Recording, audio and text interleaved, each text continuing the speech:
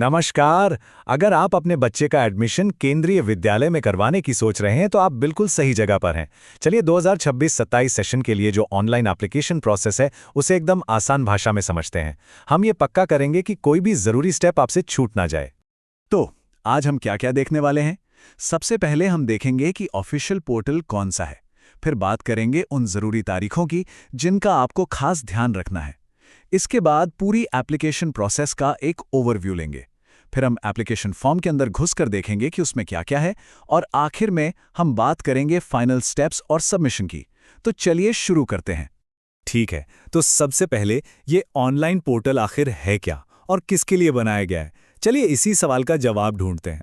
अब ये बात बहुत ज़रूरी है और इस पर खास ध्यान देना होगा। देखिए, ऑफिशियल साइट पर साफ-साफ लिखा है कि ये पोर्टल सिर्फ और सिर्फ बाल वाटिका और क्लास 1 में एडमिशन के लिए है। मैं फिर से दोहराता हूँ, सिर्फ बाल वाटिका और क्लास 1।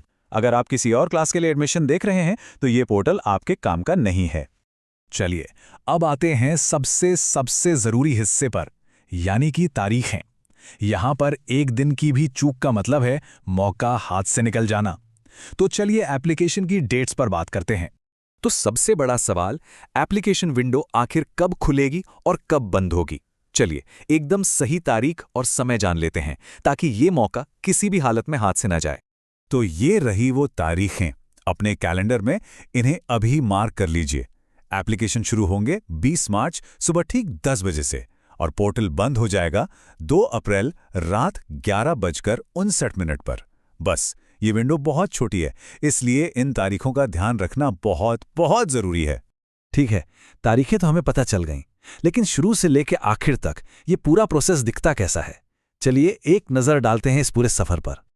ये पूरा प्रोसेस आप कह सकते हैं 5 मेन स्टेप्स में बटा हुआ है। बड़ा सिंपल है। सबसे पहले आपको रजिस्ट्रेशन करना है, मतलब साइन अप। फिर आप लॉगिन करेंगे। तीसरा स्टेप है एप्लीकेशन फॉर्म को भरना। चौथा, आपको सारे ज़रूरी डॉक्यूमेंट्स अपलोड करने हैं और आखिरी में एक डिक्लेरेशन देकर फॉर्म को सबमिट कर देना है। बस यही पूरा रोड मैप है। चलिए अब एप्लीकेशन के सबसे मेन हिस्से पर जूम इन करते हैं, यानी कि एप्लीकेशन फॉर्म पर। देखते हैं कि इसमें कौन-कौन सी जानकारी भरनी पड़ती है। तो ये जो फॉर्म है इसे कुछ खास सेक्शन में बांटा गया है। सबसे पहले है बेसिक इन्फॉर्मेशन, मतलब बच्चे की जानकारी। फिर आता है पेरेंट डिटेल्स, यानी माता पिता का विवरण। इसमें बच्चे के भाई बहनों के लिए भी एक सेक्शन है, अगर कोई है तो। फिर आता है स्कूलों का विकल्प, जहां आप अपनी पसंद के स्कूल चुनते हैं। और आखिर में डॉक्यूमेंट्स अपलोड का सेक्शन। तो मान लीजिए आपने सब कुछ भर दिया है। अब आप फिनिश लाइन के बिल्कुल करीब हैं, लेकिन ये आखिरी कुछ कदम बहुत ही ज्यादा जरूरी हैं। तो चलिए देखते हैं कि सबमिट बटन दबाने से ठीक पहले और उसके बाद क्या करना है। ठीक है, एक शब्द याद रखिएगा, प्रीव्यू। सबमिट करने से पहले प्लीज़ इस प्रीव्यू ऑप्शन का इस्तेमाल ज़रूर करें। ये आपका आखिरी मौका है ये चेक करने का कि आपने जो भी जानकारी भरी है वो सही है या नहीं। इसे अपना फाइनल प्रूफ रीड समझिए, क्योंकि एक बार सबमिट कर दिया तो फिर कुछ नहीं बदल सकता।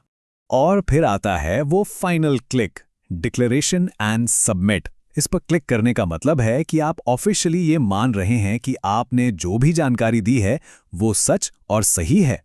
और जैसा हमने कहा, इसके बाद कोई वापसी नहीं है, कोई बदलाव नहीं किया जा सकता। और हाँ, एक आखिरी ज़रूरी सलाह, एप्लीकेशन सबमिट करने के बाद बस विंडो बंद मत कर दीजिएगा। अपनी एप्लीकेशन के कॉपी प्रिंट करके उसे संभाल कर रख लें।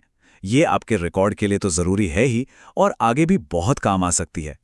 तो अब जब हमने पूरा प्रोसेस समझ लिया है, एक आखिरी और बहुत ज़रूरी सवाल मन में आता है, एप्लीकेशन शुरू करने से भी पहले हमें क्या-क्या तैयार रखना चाहिए? देखिए, हमारी सलाह तो यही है कि आप अपने सारे डॉक्यूमेंट्स एक जगह इकट्ठा कर लें, जैसे कि बच्चे का बर्थ सर्टिफिकेट, उसकी फ़ोटो, एड्रेस प्रूफ। इन सब को पहले से ही स्कैन करके तैयार रखिए। इससे पूरा प्रोसेस एकदम स्मूथ हो जाएगा और आपको आखिरी मिनट की